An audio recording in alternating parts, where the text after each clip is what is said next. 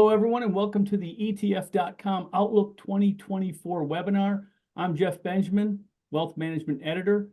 We've got a great panel of experts here today ready to dive into a discussion about the financial markets, the economy, geopolitics, spot Bitcoin ETFs, you name it. We might even get into a talk about the presidential election if we have enough time. All of it in the context of what it means for financial advisors, investors, and their portfolios.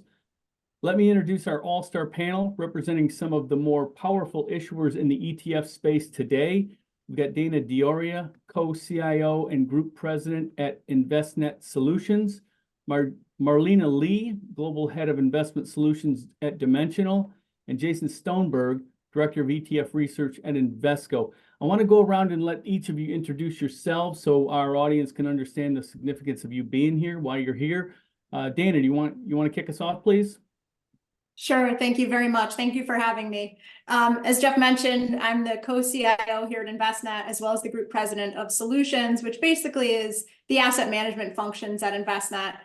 So this would cover all of our in-house investment management, our direct indexing solutions, our tax overlay, our retirement services, and other areas like sustainable investing, et cetera. And it also covers partnerships we have with our insurance exchange, our credit exchange, et cetera. Excited to be here. We just launched 4 ETFs this past year. So I think that it gives me the bona fides to be on an ETF.com webinar. All right, thank you. You definitely have the bona fides. Marlena. Absolutely. Great to be here. I'm Marlena Lee. I'm the Global Head of Investment Solutions here at Dimensional. Really excited now that we have a whole suite of ETFs, active ETFs, currently the #1 ETF issuer, active ETF issuer. So really pleased to talk about what we're seeing in the ETF landscape with everyone. Thank you. And Jason. Hey, Jeff, thank you. Happy to be here. Really excited to be a part of this panel. So as you mentioned, I oversee our ETF product team here for Invesco. As an ETF business in the US, we have just short of $500 billion of ETF assets under management across a wide range of strategies, a little bit over 200 products. So excited to talk about everything that we're seeing in this space. Okay, great. And we do have a lot to talk about.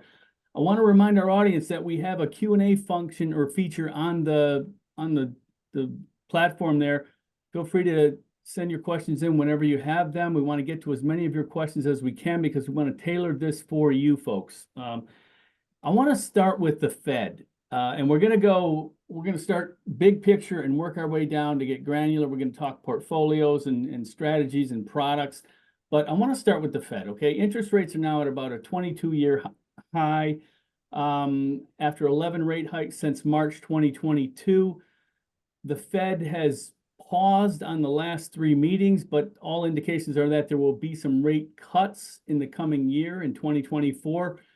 Jason, let's start with you. What are you seeing? What are you expecting from the Fed and interest rates in the coming year? Yeah, I think, as our strategist team, as our thought leadership team looks at this and looks out for the year, I think there's certainly an expectation of some easing at some point. I think there's obviously uncertainty exactly on the timing. Higher for longer continues to be as this, gets pushed out a little bit and, various data, inflation, growth data comes in. So, it's seeming like, and again, from some of the strategists on our side, later in this year, but some element of easing happening here. Marlena, what about you? Yeah, what I'd love to remind folks of too, of the market's already priced in a lot of expectations of what the Fed's going to do. So you can look at just more than what the Fed fund rate is. There's a whole wealth of different yield curves out there, and we still are in an inverted yield curve environment. So What that means is oftentimes the highest expected return positioning is going to be on the shorter end of the curve. Some opportunities, yes, we are in a much higher interest rate environment than we've been in the past decade, but still opportunities to add value through pursuing global diversification and credit. So that's what we're kind of seeing as potential ways that people can position their fixed income portfolios in light of what people are expecting the Fed to do and where interest rates may go. Okay. And Dana, when is the Fed going to cut interest rates? Wow, I'd be so rich if I knew that. You know, Jeff, I would say this. What I would add to just the two speakers, because I think, you know, you're hearing some good views, is just that I think it's really going to be data driven, which I know is kind of a cop out, but I think it's really hard to sit today. And we're going to talk about so many fun things through the course of this webinar that will touch on this. But, you know, do we go into recession? That will certainly impact on the Fed's decision, right? Do we see another wave of inflation? You know, does unemployment, do the sort of currently minimal cracks that we see on employment start to increase? So I think, you know, it's interesting because I think the dot plots obviously show a very different picture from what the curve shows. I think you know, like I sit at the junction of a lot of different asset managers, a lot of different research. So I get like a nice overview of what various folks are thinking. And I'd say the general view aggregates around, hey, it's a little dovish, right? There might be an expectation and, you know, to the earlier point that this is not going to be, it's going to be higher for longer. But I really think it's going to be a data-driven thing. It's going to really depend on how the rest of the economy kind of pans out. And let's not also forget that, you know, it's an election year and we're carrying a lot of debt and we have to pay a higher cost on that debt. And all these things are, you know, we'd like to think the Fed that completely ignores all of that, but, you know, likely not, right? So I think there's a lot of information yet to come this year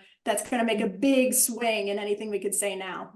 Okay. Yeah, let me just, if it's okay, Jeff, Yep. I'd like to tack on to something that Dana was pointing out of, let's remember where we started out 2023. Everyone was predicting a recession and it didn't come to fruition. So I think that there's a lot of things that may or may not happen. And it's really important to be ready to kind of like plan for a lot of different potential eventualities, kind of plan for the range as opposed to trying to predict a precise when is what going to happen. Okay. But let's talk about a recession for a minute. Dana brought it up, so you know it's fair game. Well, you all were expecting this question anyway. How do you get out of the scenario that we have gone through over the past 2 years without a recession? Doesn't it just seem like this other shoe has to drop at some point? No, Jeff, I think that's the right question. And I'll pick up exactly where Marlena left off. And I think 2023 stands as one of those years that just, you know, completely demonstrates why it is really not a good idea to try to time markets and take your money out of the market. Because if you were listening to prognosticators at the beginning of the year, 100%, you'd put a lot of money in cash, particularly because you were getting a decent return on cash. But you didn't get the kind of return you got in the equity markets last year. So now where do we stand? We stand where more of the, you know, everybody's kind of like, I guess it's a soft landing. Or if there's going to be a recession, it'll be a light recession, right? I've got one of the economists that I get information from said, no, we're headed for like really hard times. Nobody's seeing this coming. So what I would say is a recession still on the table? Sure it is. I think, you know, the tightening exercise that we all went through, the abruptness of it, you know, inflation increased dramatically, interest rates increased dramatically. We don't know that all of that has actually worked its way into credit markets, has worked its way into what it's going to do to the unemployment rate, et cetera. So I don't think you could possibly rule out recession. I think most of the pundits, they're kind of looking at, I mean, equity markets are a leading indicator, but they're just kind of looking at where we are and the momentum of where we are. But for the average advisor and their client, having kind of making sure you have the right ballast in the portfolio, making sure that the risk tolerance is right, is absolutely the place to be. Because I don't think you can rule out recession though. Jason, what are your thoughts? I want to get to Jason for a second here, Yeah. Marlene. What are your thoughts on a recession? Yeah, I think, maybe stepping back a little bit and just, what do we see investors doing across the ETF landscape within our lineup? I think it gives, some indication. And there's just really fascinating things going on, I think. Where we see a lot of positioning has actually been in mega cap growth, right? There's been tremendous performance historically in that. And, we've seen investors through 23, even leading into this year, positioning there. So there's a viewpoint there of a risk on of kind of charging right through this. On the flip side, I think we see concern around the concentration, and so we see investors going into more equally weighted strategies. So there's just a lot of different viewpoints. On the fixed income side, flows have been very, very strong to fixed income overall, but have been heavily treasury oriented. And I think you're starting to see a shift there to taking on more credit risk, more duration risk, which again, sentiment kind of looking a little bit more favorable. But again, kind of going back to some of the strategists within Invesco, I think hard or soft, it's maybe somewhere in between. A bumpier landing through the earlier part of this year, getting onto some solid foundation, and then seeing demand pick up again for risk assets and seeing growth from there. Okay, Marlena, I'm sorry I cut you off. Go ahead. Oh, no, thanks. Let's just say, even if we knew that we were going into a recession, which I don't think most people are saying is a high probability, but certainly last year people were, what should one change in your portfolio? I think most people would be surprised that if I were to invest $1 at the beginning of a recession, that 8 out of 10 times, 3 years later, I still would have had a positive return. So, I think regardless of where we end up, like what GDP growth will be over the course of the year, I think it's really important to know that there is a distinction between GDP growth and equity market returns. I don't think that people really understand that the correlation between the two, at least contemporaneously, in other words, like same year, is as low as it is. So that's something, regardless of how, what your expectations are, even if you're expecting a bad recession or a mild recession or no recession, that equity markets should have positive expected returns regardless of those expectations. Okay, let's move over to inflation for a minute. I know inflation, the Fed, and the recession are all intertwined, but inflation is currently hovering around 3.4%, I believe. The Fed still kind of, I guess, toys with this notion of a 2% inflation target. Is that a realistic target anymore? And are we okay at 3.4% considering where we've been? Anyone? Jump ball. I want to say I love that you said the Fed toys with it. I thought that is the perfect wording, because it, like, certainly the target is 2, but is it realistic to get there? I think that's the question you're kind of getting at. And is it realistic to get to 2 and still meet the other side of the mandate that the Fed has, which is, don't increase employment, past certain levels, unemployment past certain levels. So one thing I'll say is that there's quite a lot of talk when you talk about bear markets and the types of issues that you run into in bear markets. There's nice categorizations of structural issues, cyclical issues, exogenous shocks. And I think when it comes to inflation, what folks are concerned about are the structural issues. Are we, because of things like nearshoring or friendshoring, or we're no longer necessarily allowing supply chains to go to the most efficient place? You have politics stepping, concerns about different regimes that now you're moving it to maybe a more inefficient place. And that is where there's some question around is that 2% target, the target? And then there's also the question around, is it a two handle, but it's not exactly. I think the Fed is going to try to get to, that target as close to it. But I do think, we just have to keep in mind that they do have a dual mandate. And then if you one concentric circle out, maybe, it's going to be, if there is again, it's a data driven, it's what's coming to pass in the future. If things go sideways, they have to abandon certain,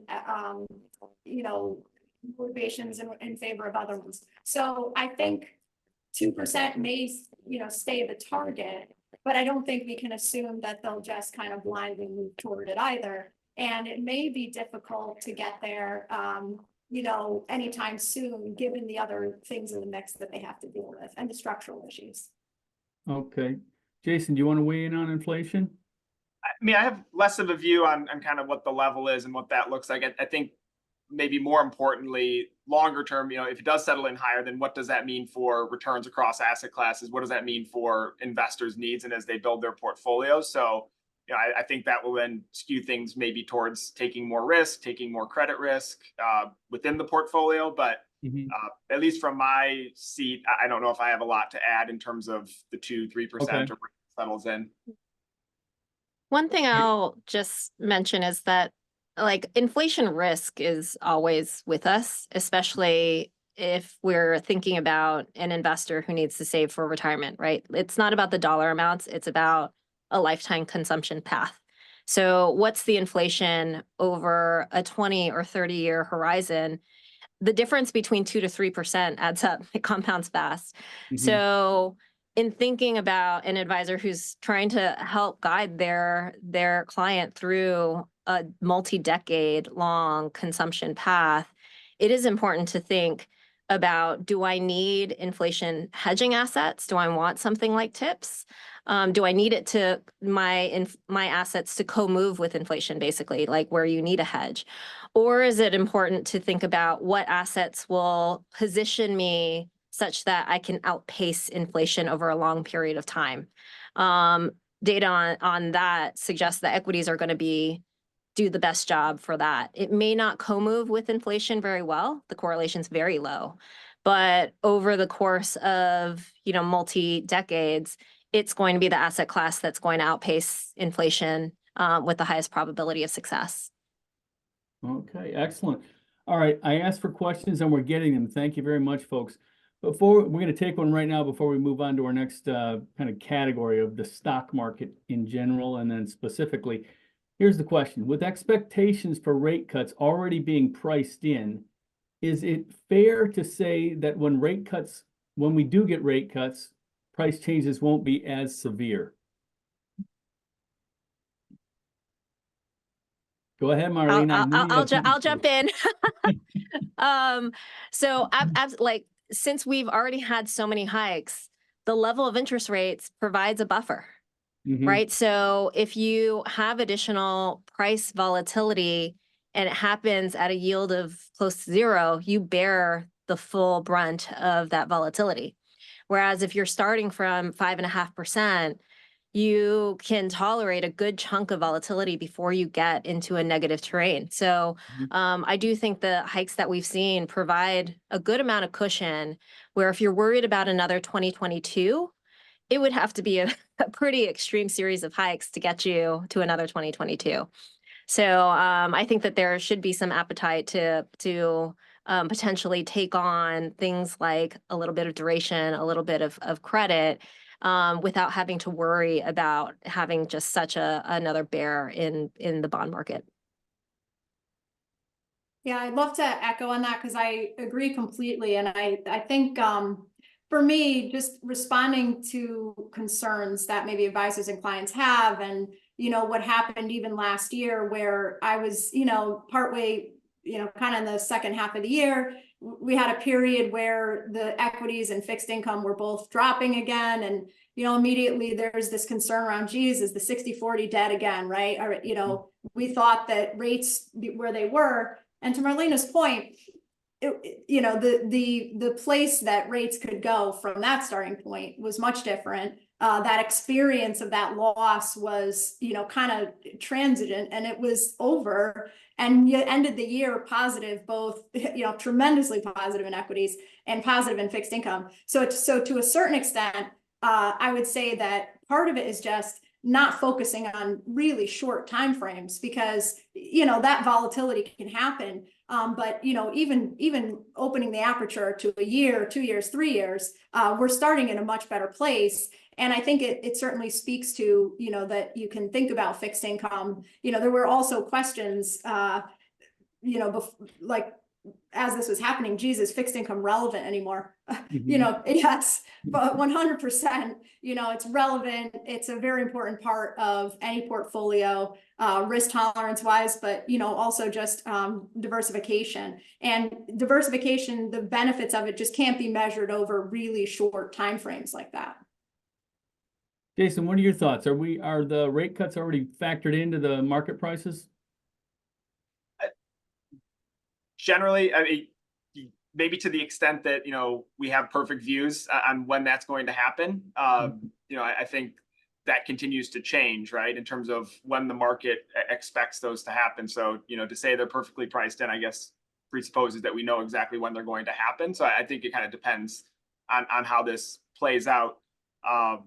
You know, maybe going back to not to kind of circle back to a previous topic, but one thing, Marlena, you mentioned on the inflation, and I think this warrants covering again, is that, you know, equities certainly very strong in inflation. I would you know, agree with that completely. I think the one thing that we're seeing clients, we talk to clients a lot about too, is like, what else in your portfolio around inflation, right? How can you use commodities? I know we might get to things like Bitcoin, crypto in the future. Like, how can you use you know, some of those tools in your portfolio as an additional bolster around, you know, inflation, different types of inflation as it works its way through the economy?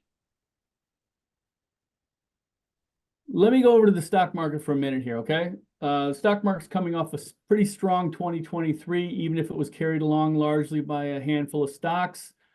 What, if anything, changes in 2024? I mean, the Mag 7 is not going away, right? So, Jason, lead us into this, please.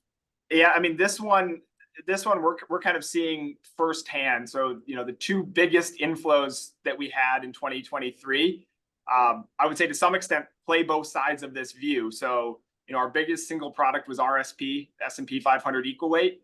Our next two biggest inflows were based on the NASDAQ 100, so QQQ and QQQM. So I think that kind of gives you a view of how our investors positioning in this market. You know, very much the NASDAQ 100 heavily oriented towards mega cap growth, towards some of these, you know, what I think was heavily an AI kind of thematic driven rally that we saw in 2023, amongst other things that you know, seem to be sustainable, seem to have investor interest. And, you know, we saw positioning by our clients on those types of themes, positioning through the year, positioning in this year as well as they look forward, you know, to 2024. Again, I mentioned this a little bit before, but, you know, the largest inflow that we actually saw was on RSP, the S&P 500 equal weight. It's had very, very good long-term performance. Frankly, it didn't really, you know, perform that well in 2023, largely because the Mag 7 was driving returns. Yet, I think investor sentiment, again, a lot of inflows, number one inflow, you know, product for us on the year.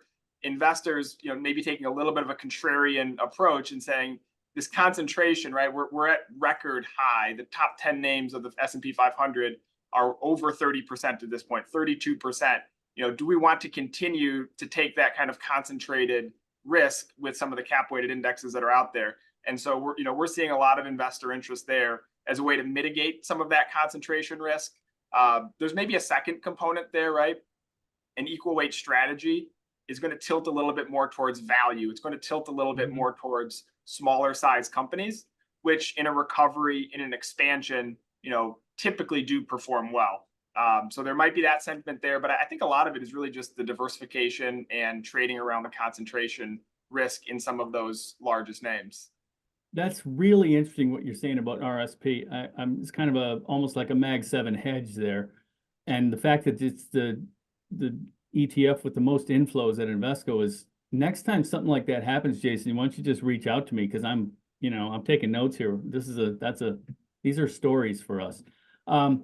Marlena, what do you see as the markets?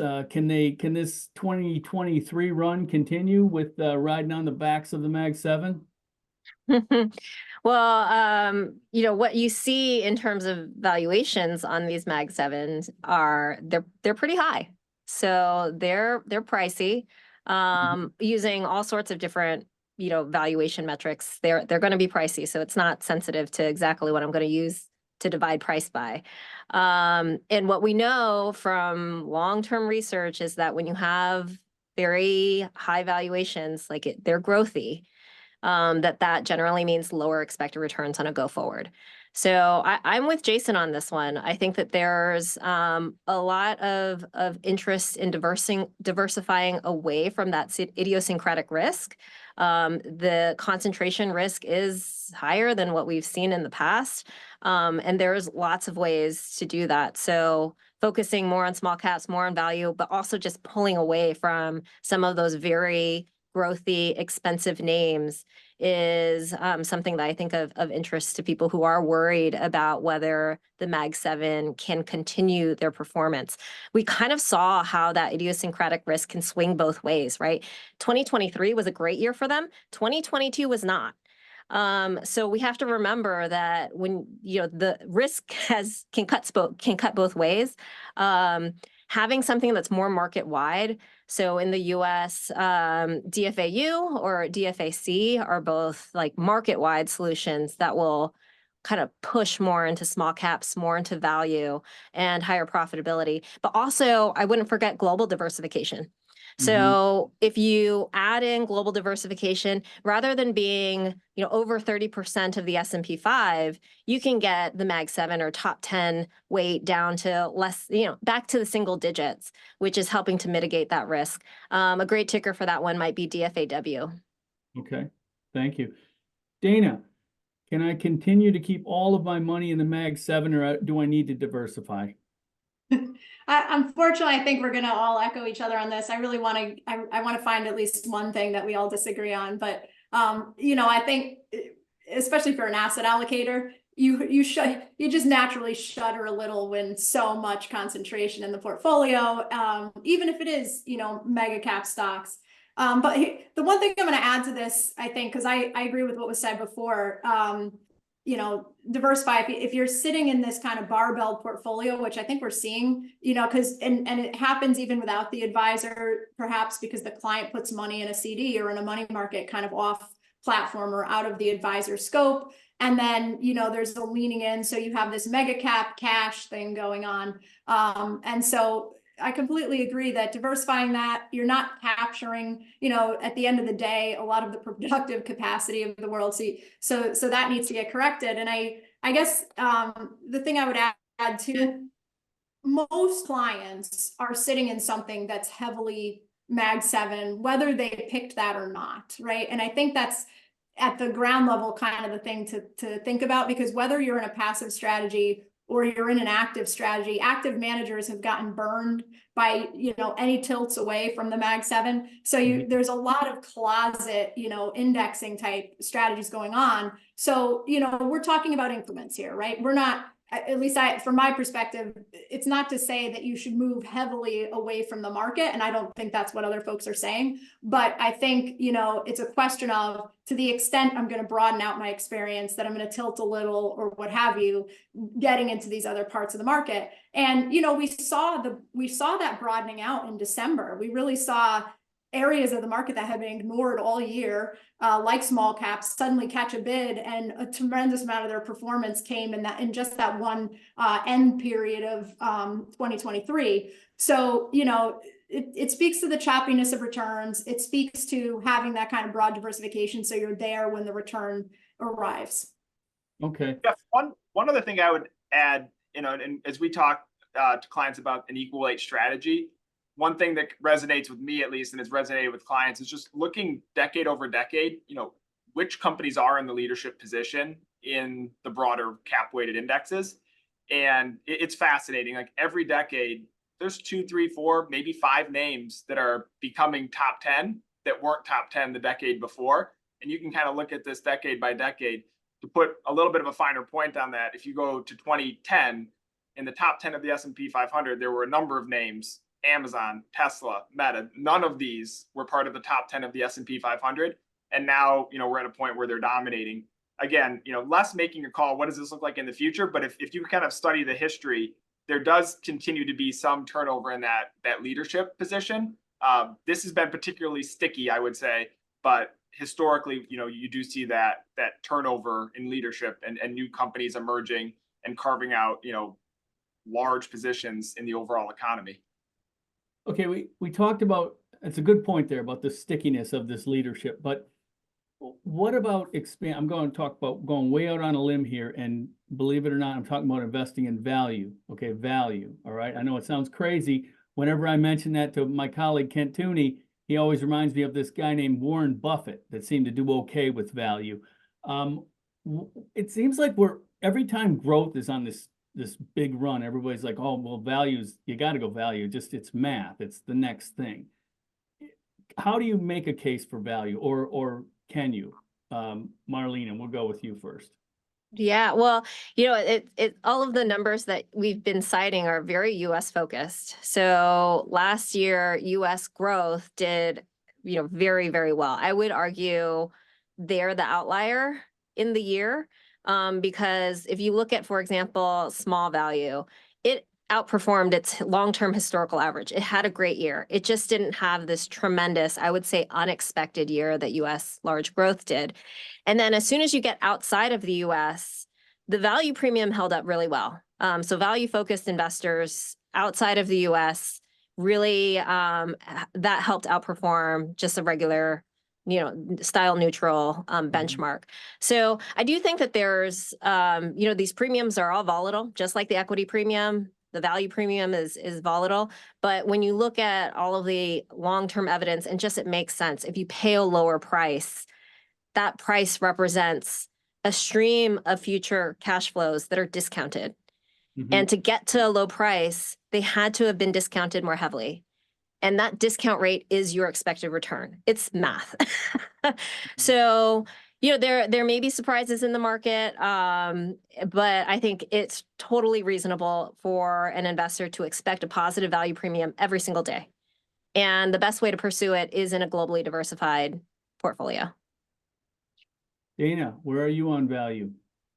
So I'll add on to that, you wanted us to make the case, and part of the case I would make is that there's a much higher cost of capital. So that discount rate that Marlena is referencing, that you have to take the holdings that, the future cash flows that these companies are meant to generate and discount them back. Well, that discount rate everybody's moved up by what is the risk-free rate. And we've seen that we're back to a world where, to be a little flippant, money's not free, right? And there is a cost to capital. And I think we've seen, some of what really, if you look at correlations on interest rate moves and some of the small caps, these companies they need to go back to the capital markets to fund, and they face these higher costs. And I think also just thinking about corporate management teams who, maybe 10, 15 years in, like they haven't had this kind of a environment, right? We're in an environment for a long period of time with very low cost of capital, at least, from a starting point risk-free rate. So I do think it adds to that notion that, there's a bigger number that future cash flows and terminal values have to be discounted back by. And that does mean, price, it speaks to the Warren Buffett, if you will, and, Benjamin Graham and all of that around, just the fundamentals of needing to discount back these cash flows. Mm-hmm. Jason, do you want to talk about value, or do you want to go into thematics? I think this seems like it would be a really cool time to be going into thematics right now. But, I'm just a dude asking questions.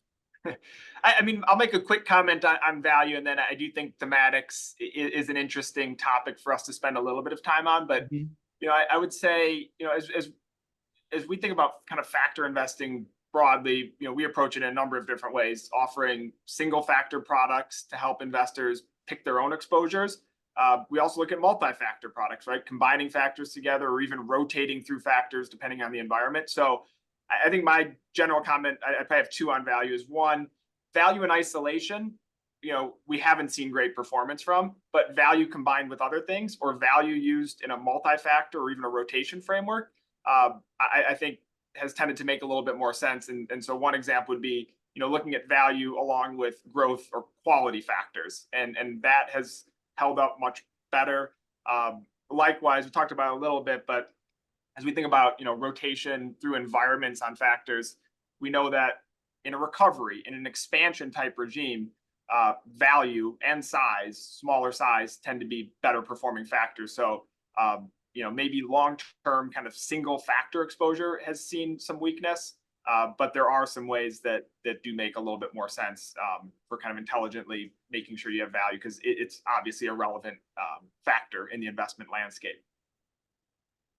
Okay. But if you don't mind, I can turn to thematics. I don't know if you had a particular question, but I'm happy to just share some thoughts on that. Just following the ETF market around thematics, I think it really saw a ton of growth in 2021, 2022. When we tracked thematics, we were seeing 40 billion one year, 60 billion roughly another year, but say 40 to 60 billion each year into thematic oriented portfolios in 21 and 22. That largely came to a flat in 23. So it was an interesting dynamic because you still saw, great performance from certain thematic exposures. Can you cite a few examples, Jason? Yeah, so I think the two that we probably saw the best performance on would be thematic portfolios built around AI. Any kind, that was very much in vogue at the time and still remains so. And then things around the blockchain economy, the crypto economy, I think those had the highest returns.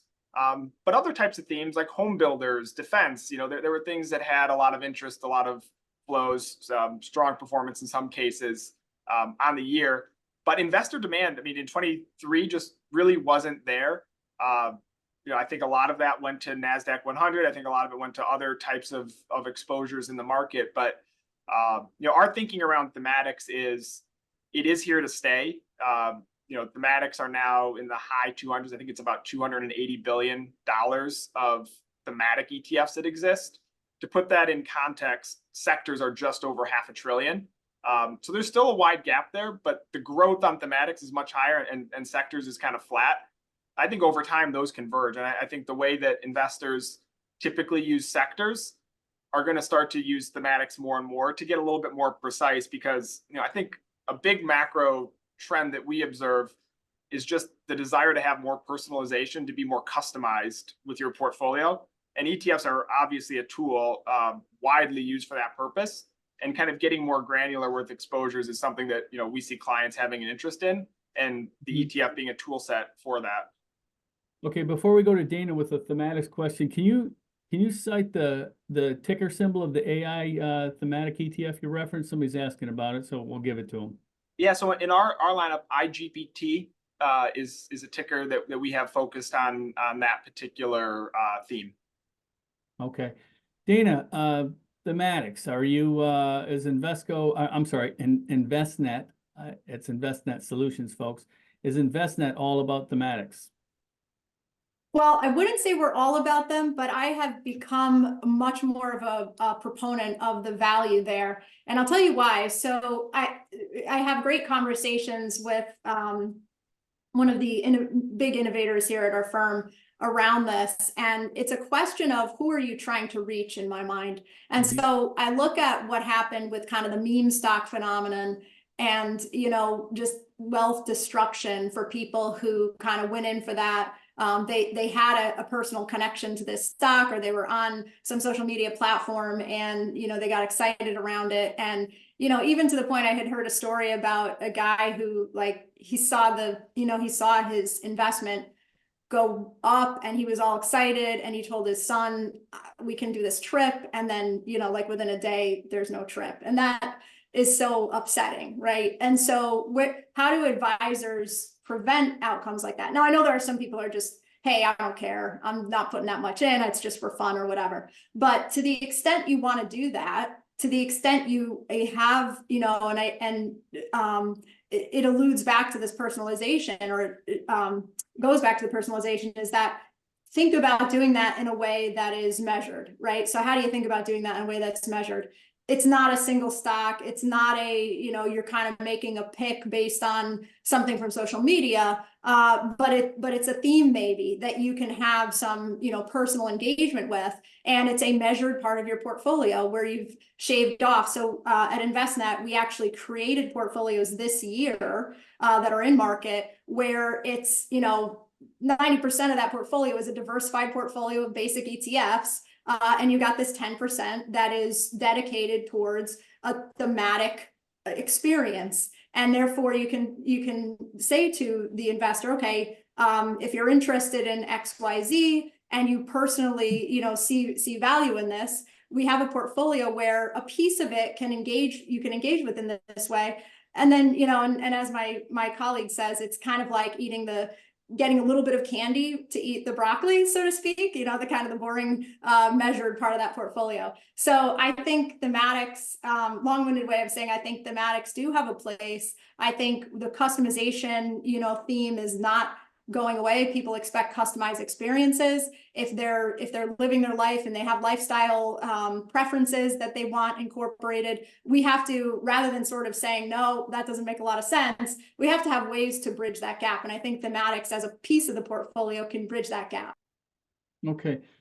Marlena, what kind of an opportunities does Dimensional see in the thematic space? Oh, well, you know, here I do agree with Jason that they might be with us for a while, both from a issuer provision standpoint, because I mean, the average fee on a thematic is much higher than what you can get a globally well-diversified, plain vanilla portfolio for. So there's certainly from an issuer standpoint incentive. And also I think from an investor standpoint, Dana was hitting on some of the, you know, these are things that I might interact with or might be into in my daily life. We also know investors, some might have a tendency to invest for FOMO related reasons, or because they are kind of like, this is the hot performer from last year and I want a piece of it. So I think from both perspectives, there will be both many product providers willing to provide and investors willing to invest. I don't think it should serve as the major building block for a portfolio. I kind of view it similarly to Dana as, you know, if people want to do a little bit on the side, just to satisfy that water cooler, this is something I'm into, part of their portfolio. Make sure you do it in a way where your long-term investment goals aren't going to be put at risk, because to me, it just doesn't make a ton of sense to pay a much higher fee for a small sliver of the market, when in this case, you really do want the whole market. Maybe not at market cap weights. Maybe you want to emphasize areas of the market with higher expected returns. But I also think it's important to develop that viewpoint of expected returns from really rigorous research, as opposed to here is where I think kind of like the latest trends are taking me, because those kinds of things, we have story after story of how they might go wrong. If it's AI right now, for example, think about the last tech boom when it was the internet. I think a lot of the conversation today that we're seeing for AI, it may very well be a game changer. The internet was a game changer. Think about the stocks that were kind of the big ones at that point in time. Mm-hmm. And where are they today? You know, the Netscape, the Yahoo, the AOLs, the Pets.com. The winners were not necessarily the ones that we were even on our radar back then. So you really don't know, even if there is a trend that, you know, many of us may agree with, it might be a huge game changer, doesn't mean that the individual, you know, thematic ETF will be the beneficiary of those returns. Okay, I want to quickly go over smart beta, and then we're going to get into some fixed income strategies. But smart beta, I'm hearing more about this lately. It seems like something that we talked a lot about in 5 or 10 years ago, when people kind of looked at it ultimately as neither smart nor beta. but especially now when it seems like, look at last year, you did pretty well with just regular beta. Jason, I know Invesco is in the smart beta camp, so I want you to make the case for smart beta if you can. Yeah, I think a few things I would say about it, and I agree with your characterization. It's not talked about nearly as much as it was, say, 3 years ago, 5 years ago. I would characterize it as probably getting to a very healthy place. So if you look at the market, what could be deemed smart beta or factor-based portfolios, it now makes up about $1 trillion of the U.S. listed ETF market. So I guess quietly or not quietly, it's become highly relevant, a major part of the industry, a major part of client portfolios.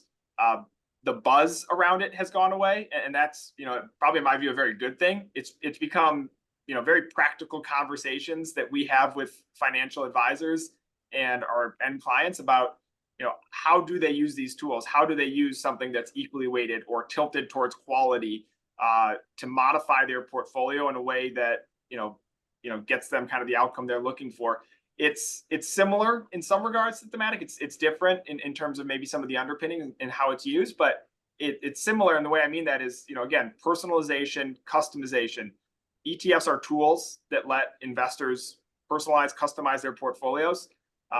Factors and being able to embed those into a portfolio with a very convenient tool like an ETF, and having things that aren't just cap weighted, but can tilt towards different exposures to either target returns or lower risk. It's incredibly valuable. And so I would say this segment has become mainstream, which is probably why the buzz has died down, but highly relevant and a major part of the ETF industry. Are you seeing flows and appetite for smart beta? Yeah, I mean, as I mentioned, equally weighted, right? We would deem that to be a smart beta or factor tilting strategy. So that was one of our largest flowing products.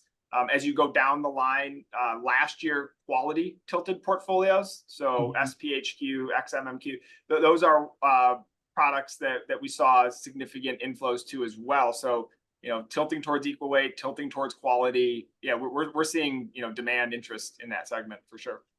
Okay. Marlena or Dana, any thoughts on smart beta? And is this something in your lineup or plans to adding this into your lineup, smart beta?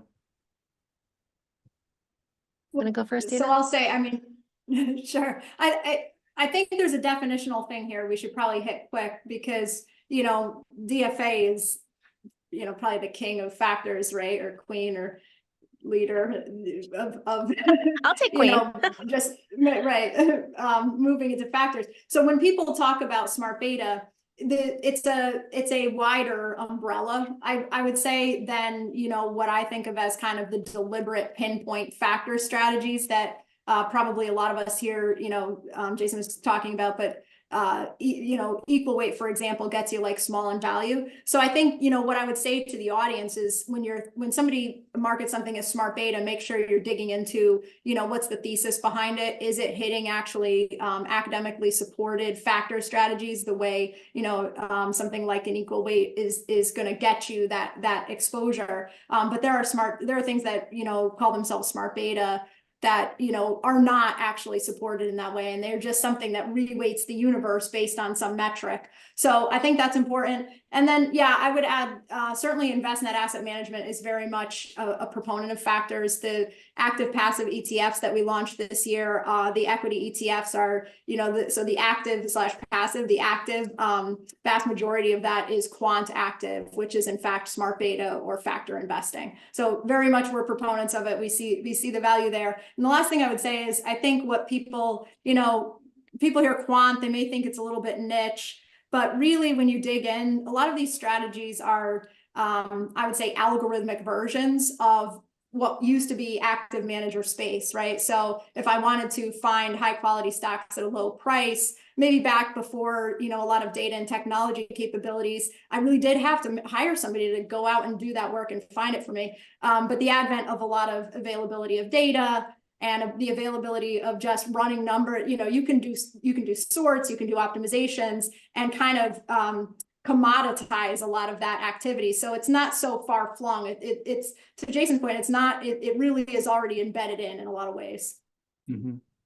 Marlena? Yeah, and thanks for that nod, Dana. Yeah, I mean, all of Dimensional is factor based. And we've been doing it for over 40 years before smart beta was a term.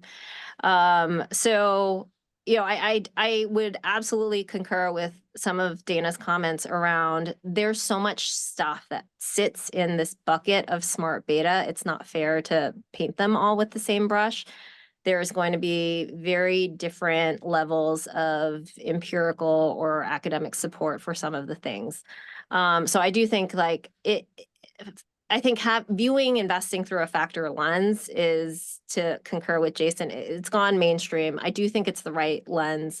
But which factors, how to mix them up in a multi-factor, and how to evaluate that, I would say, fairly large space is going to be, you know, that's the really important question I think advisors have to ask themselves.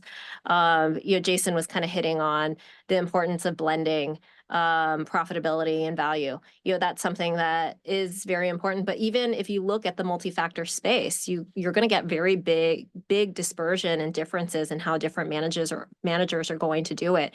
So, you know, within the space, I would absolutely encourage advisors to really dig deep and as they're doing their due diligence on it, because if you just look at the name of a fund, that's going to be insufficient. You might have very, very different approaches to, say, quality across funds, how they're mixing value and profitability. So that I think is really important. Don't just dive into smart beta thinking it's all going to be the same. Okay. But I think a point you just made there at the tail end is I could not agree more with. You know, looking under the hood of ETFs, I think is critical. And for sure, it's true in factor investing, in smart beta, it's true in any category. And I think that's, you know, one thing that we try to educate clients on is don't just look at the name and say, this is what I'm going to get. It's what's actually under the hood. How is it constructed? You know, the team behind it. There's so many things that go into that. So I think that's a critical point. Okay, I said we were going to fixed income next, and we are running low on time, but there was a good question here from the audience about buffered ETFs, really popular, growing popularity. Obviously, they appeal to nervous investors or maybe investors that are in or near retirement. Real quickly, I want to go around the horn, starting with Marlena, about what are your thoughts on buffered strategies? Well, I'll broaden the question to, you know, because there's covered calls, there's all sorts of ways that one can basically take your basic components of stocks and bonds and use derivatives to change the payoff structure. What I'll point out is we kind of view all of those assets as being priced very efficiently. So there's no free lunch. So if you're getting some income because you're, you know, writing options, for example, you may be giving up something on the upside if equity markets really, really do well. So, you know, I think that that's just an important consideration, that it's, to me, an advisor, it's really important to think about what are your long-term goals and are there efficient ways to get there? Very often what we find is there are probably very efficient ways to get there just using plain asset allocation across stocks and bonds. But you're right, there may be opportunities to first get that nervous investor comfortable through education, through really careful investment planning. But then there may be scenarios where changing the payoff structure to get to match someone's risk aversion may be appropriate. Okay. Jason or Dana on buffered?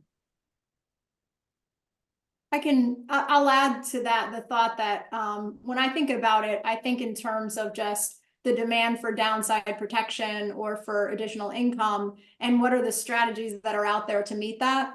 And, you know, it's interesting because my thoughts on that are that if that's the demand, right, for a defined outcome type of experience, then the more we can get price discovery for, you know, so like what are the competing types of vehicles? It's things like structured notes, or you're actually seeing now some interesting annuity type options that, you know, and you know, are you looking for a long-term option? Or are you looking for, you know, something that rolls? But I think speaking for all of it, what you want to see is, to Marlena's point, the actual underlying elements of those are priced. And so what kind of fee is getting stuck on top of this vehicle? Because the financial services industry is fantastic at creating vehicles. And I think it's a good thing that, you know, there's a need. I'm not comfortable. I don't care what you tell me. I am not comfortable without some kind of limit. Okay, how much are you willing to pay for that limit? So for me, it's a matter of, do we have enough mechanisms in place that you can't overprice that ability to get that defined outcome, because there's an alternative type of a structure that's going to give it to you at a lower price. So I think, you know, just knowing the demand for that, I think it's a good thing to see increased competition, like it always is, to get that price where it needs to be for that kind of an experience. Okay, I'm going to audibilize here because we're running out of time, and I want to make sure we get to this one topic: spot Bitcoin ETFs. Obviously, they launched last week. Probably the biggest news in ETFs in forever. And I want to go around the horn to see where each of you are on that. If you anyway, go ahead, Jason. Thank you. I mean, I can pick up here. Highly relevant for us. So Invesco just last week launched BTCO, which is our spot Bitcoin product, which you know, gives you an indication of where we are. A very long time coming. A lot of work with the regulators and a lot of work just getting that structure down for the product.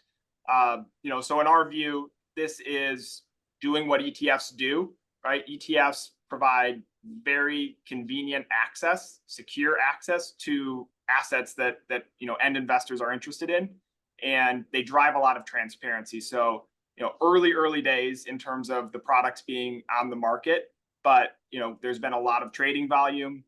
We are seeing inflows coming into the product in pretty material ways. So again, early days, but it's something certainly to watch. I think the one thing I would mention is, there's probably a narrative out there that exists that every product is exactly the same.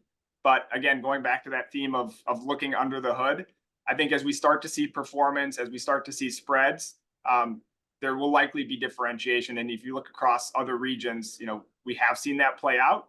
So I think this is an important one for investors really to spend time understanding how they work. Dana, spot Bitcoin.